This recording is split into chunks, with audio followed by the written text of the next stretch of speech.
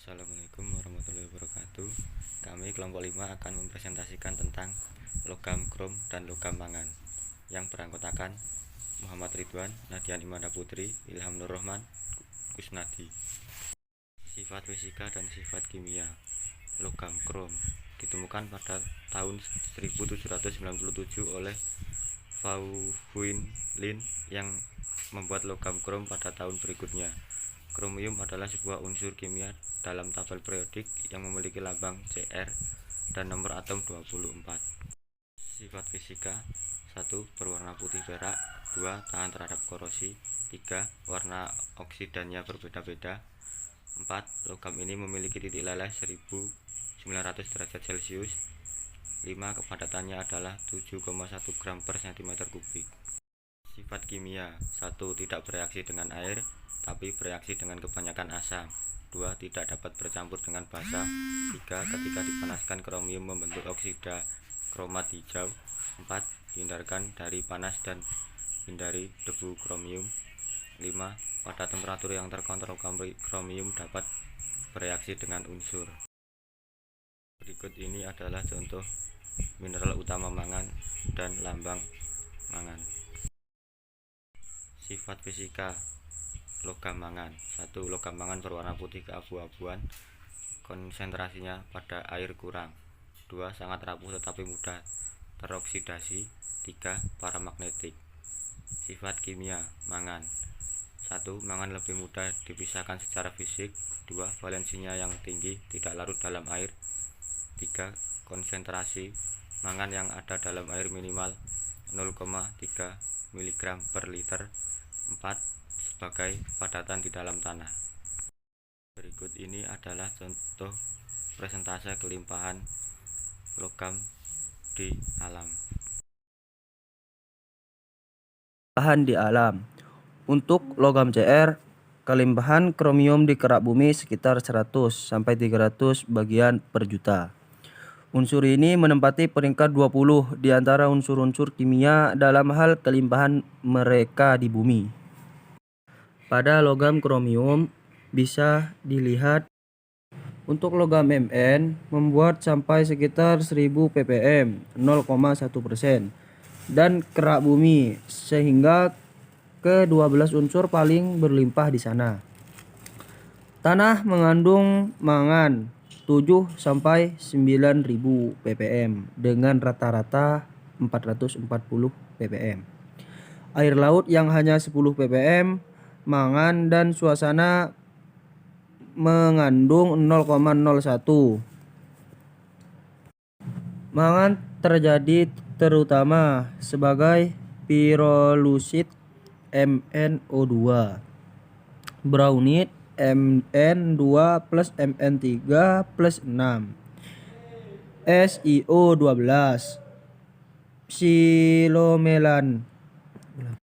psilomelan BaH2O, 2Mn5O10, dan ke tingkat yang lebih rendah sebagai rodokrosit MnCO3.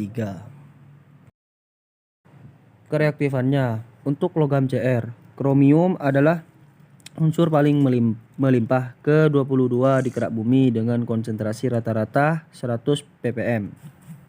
Senyawa kromium ditemukan di lingkungan dari erosi bantuan yang mengandung kromium dan dapat disebarluaskan oleh letusan gunung berapi. Kromium mempunyai konfigurasi elektron Ar3d5-4s1 karena energi yang lebih rendah dari konfigurasi spin tinggi. Kromium menunjukkan rentang tingkat oksidasi yang lebar, dengan plus 3 adalah yang paling stabil. Keadaan plus 3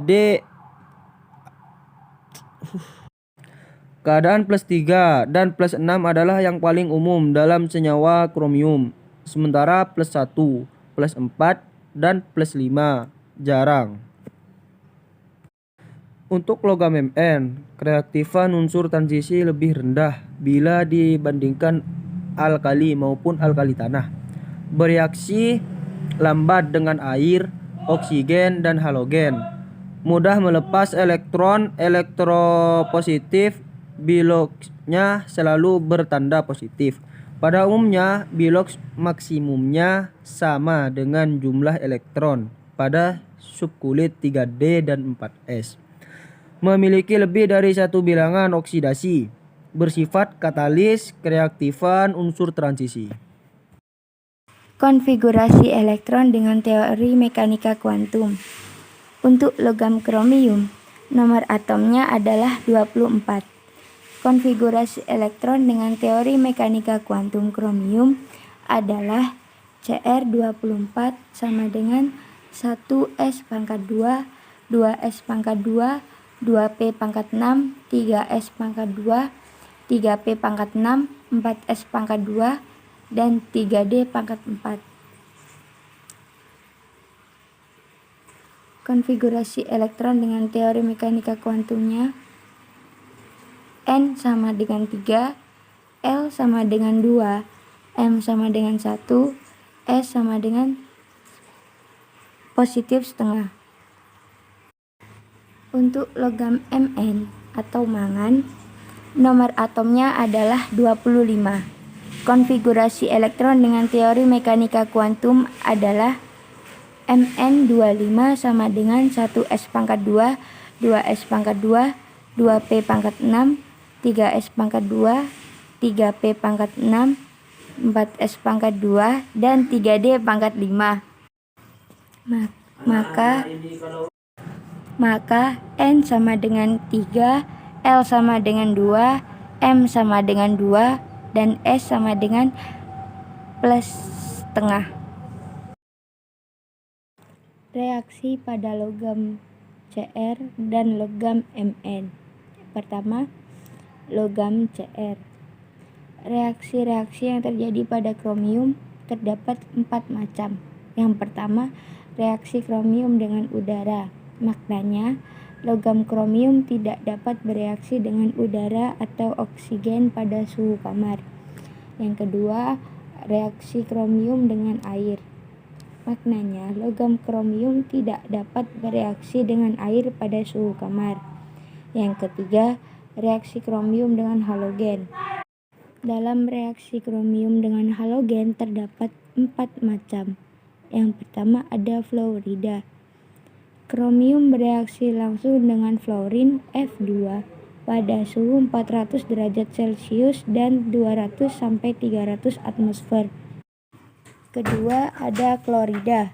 Maknanya, di bawah kondisi yang masih ringan, logam kromium dapat bereaksi dengan unsur klorin Cl2 membentuk CrCl3. Yang ketiga, ada bromida. Di bawah kondisi yang masih ringan, logam kromium dapat bereaksi dengan unsur bromida. Br2 membentuk CrBr3. Yang keempat ada lodida. Di bawah kondisi yang masih ringan, logam kromium dapat bereaksi dengan unsur lodida L2 membentuk CrL3. Dan yang terakhir ada reaksi kromium dengan asam. Maknanya, logam kromium larut dalam asam klorida encer membentuk larutan Cr2 serta gas hidrogen H2. Dalam keadaan tertentu, Cr2 hadir sebagai ion kompleks atau CrOH2 6 pangkat 2+. Untuk reaksi pada logam mangan terdapat 4 macam. Yang pertama, reaksi logam mangan dengan udara. Maknanya, reaksi dengan udara logam mangan terbakar di udara sesuai dengan reaksi 3MnS plus 202 sama dengan Mn3O4S atau 3MnS plus N2 sama dengan Mn3N2S. Yang kedua, reaksi logam dengan air. Reaksi dengan air maknanya mangan bereaksi dengan air dapat berubah menjadi basa secara perlahan dan gas hidrogen akan dibebaskan sesuai dengan reaksi MnS plus 2H2O sama dengan MnOH2 plus H2. Yang ketiga, reaksi logam mangan dengan halogen. Mangan bereaksi dengan halogen membentuk mangan 2 halidah. Reaksinya MnS plus Cl2 sama dengan MnCl2. MnS plus Br2 sama dengan MnBr2. MnS plus L2 sama dengan MnL2.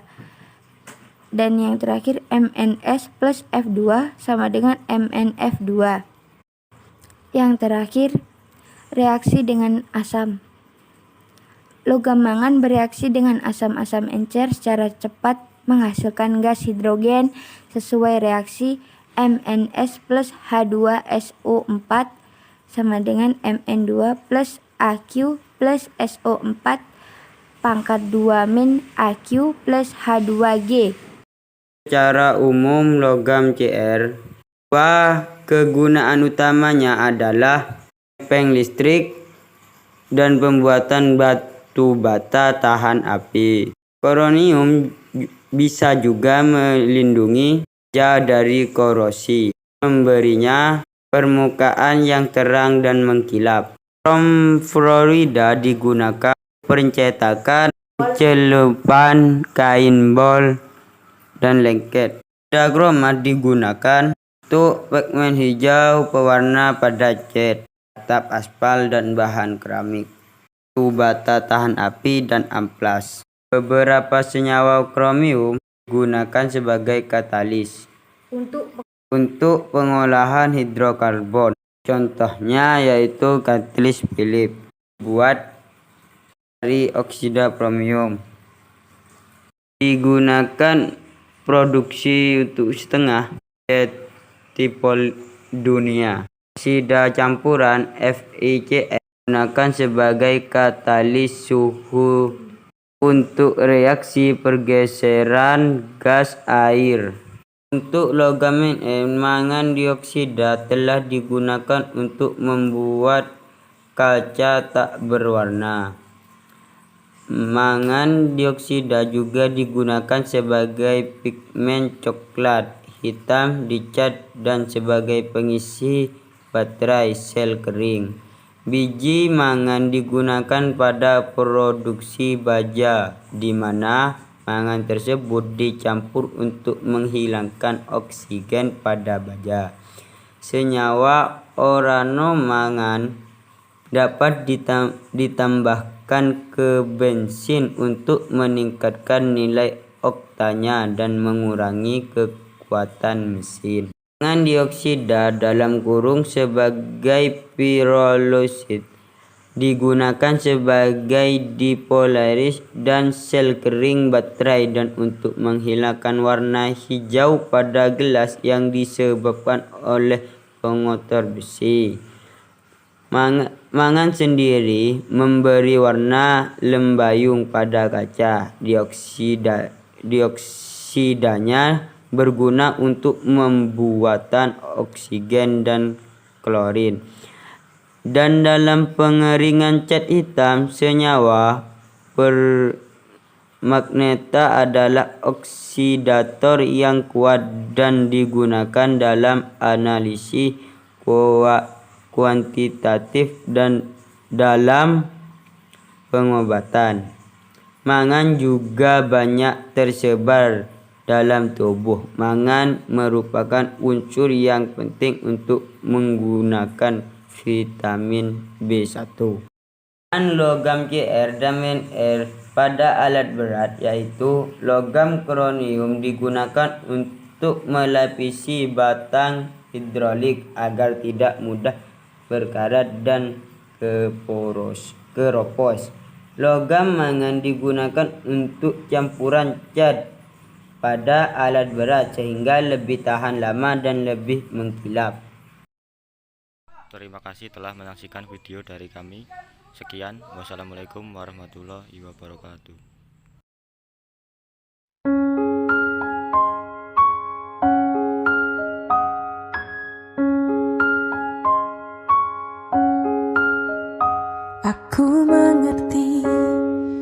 Jalanan hidup yang kini kau lalui,